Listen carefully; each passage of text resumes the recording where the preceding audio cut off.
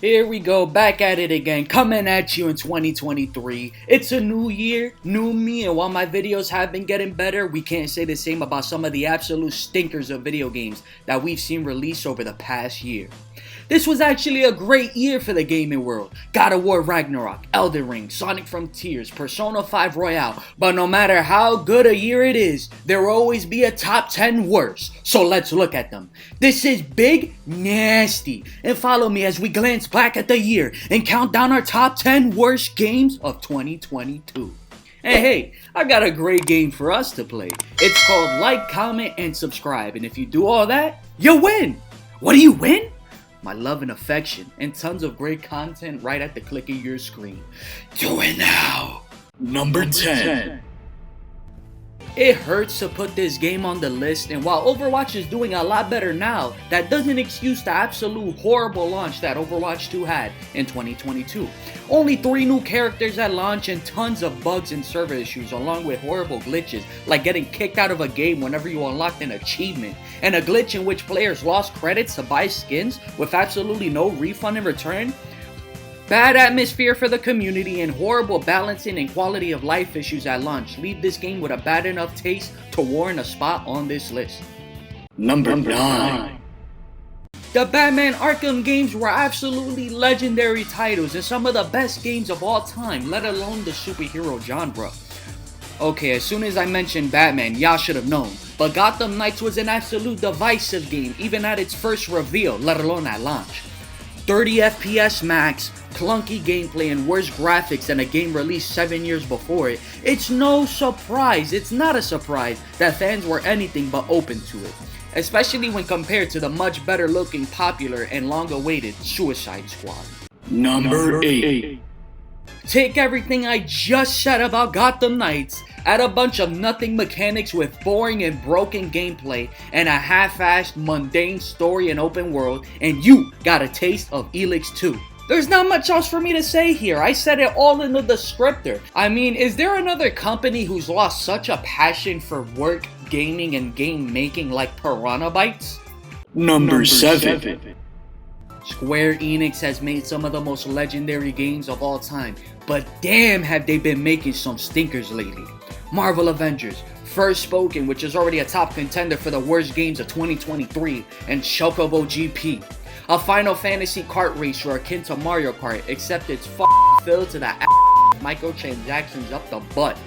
Charging money for story and time trials, battle pass setups, and hiding characters like Cloud behind limited time events. On top of that, all servers shut down 9 months after release on its 5th season, thus giving you a middle finger so blatant that it made Stone Cold blush. Number 6. I need y'all to do me a favor, since I don't feel like explaining myself again. Rewind a minute and listen to my description about Piranha Bytes and apply it to Volition and the likes, because damn, has Saints Row been bad for a long time. A new reboot seeming to be heading in a new direction, but with none of the returning characters we all loved, instead replaced with unlikable, annoying villains. Gameplay bugged all the way to hell, and story and dialogue so bad that it puts the room to shame. This venture was so bad that it just may have killed off Saints Row for the foreseeable future. Number 5. LEGO games are a recipe for friendly fun from family and friends and beautiful alliteration.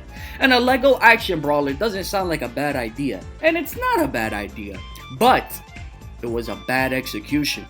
LEGO Brawls on paper doesn't sound bad until you realize that it's a port of a mobile game from 2019 with no depth and no upgrades, and a $40 tag slapped on it.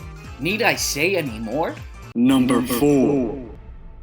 I don't know if you guys have noticed, but there is a lot of overlapping qualities between these games. Boring gameplay, an abundance of bugs, unpolished, and tons of player frustration, which is all present in Zell, or XEL.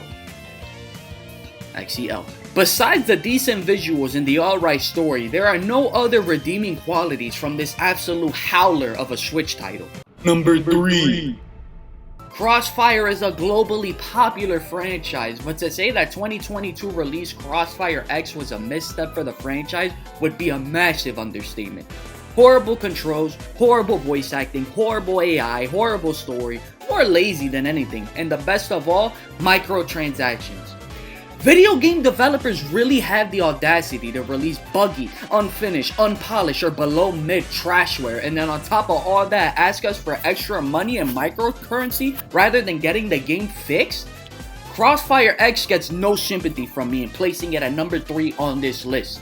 Number 2.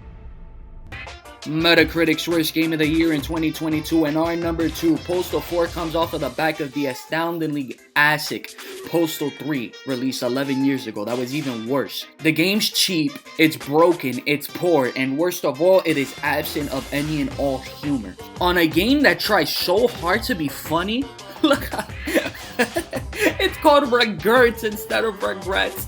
Did they not spell check their own game? When my videos are funnier than your supposed comedy game, then you've got a lot of work to do, boy, cause you are nothing but number 2. I've got no regrets in this list, so before we scrape the bottom of the barrel, let's head back down the sewer for a recap. Number 10, Overwatch 2. Number 9, Gotham Knights. Number 8, Elix 2. Number 7, Chocobo GP. Number 6, Saints Row. Number 5, Lego Brawl. Number 4, XCL. Number 3, CrossFireX. Number 2, Postal 4 No Regrets. And Number 1. I mean, Postal 4 was the worst rated game of the year, so shouldn't it be number 1? Well folks, Postal may be an absolute pile of shit, but at least it's a pile of shit that you can still play. But the same cannot be said about Babylon's Fall. The highest profile piece of shit to drop in the year, created by the same studio that created Bayonetta, Platinum Games, yet it miraculously failed on all fronts, leaving this online game to have no player base, causing servers to be cut in record time. This game released March of last year, and at the end of this month, its servers will be cut forever.